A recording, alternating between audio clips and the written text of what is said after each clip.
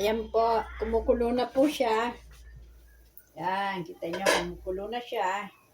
Lagay na po natin ang ating ginawang molo. Pansit molo.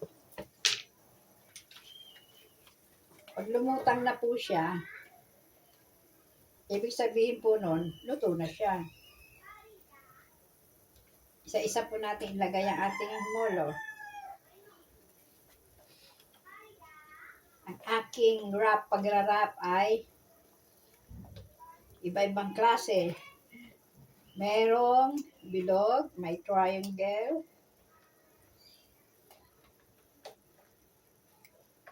merong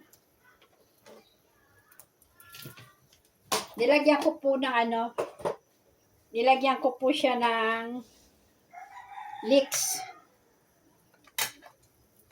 Then, lagay na po natin to. Yung mga triangle. Todo na to. Yan, dami. Dami natin ng, molo.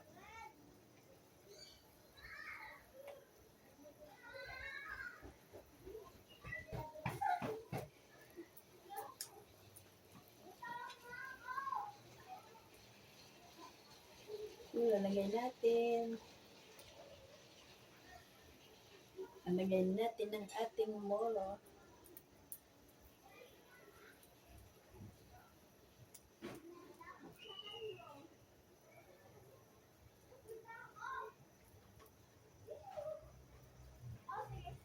Yan, tira na lang po natin to for reserve.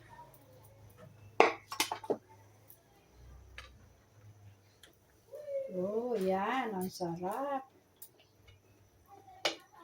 Tikman ko kung okay na po ang kanyang lasa.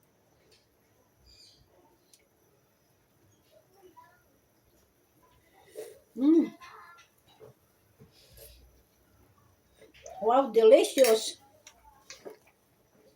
Oh, ang sarap.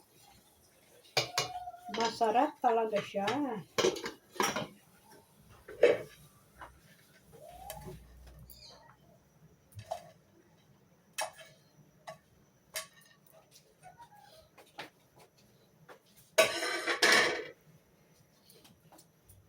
Lumutang na po ang ating molo. Lagay na po natin itong may natira pa po akong molo. Ayan po, hinati-hati ko na lang po. Sayang naman po pag hindi ko natin ubusin. Lagay na lang din natin.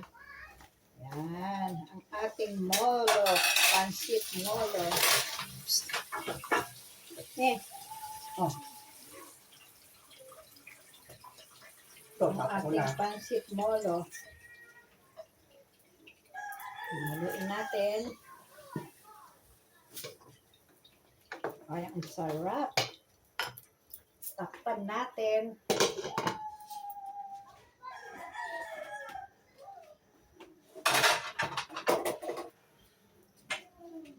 Tikman natin ang lasa, kung okay na ang lasa.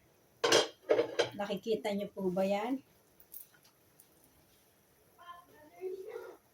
Tikman natin kung okay na.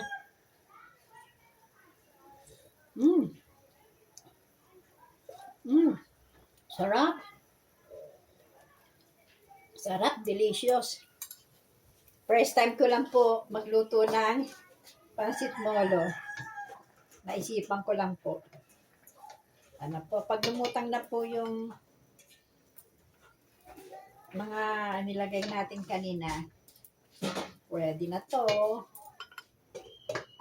Mga ilang seconds na lang po. Ilang minutes na lang po. Ang ating hihintayin.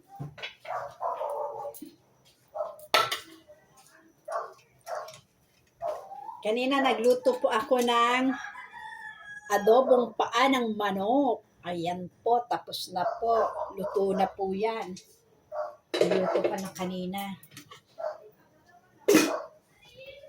Luto na ang ating molo soup. Wow!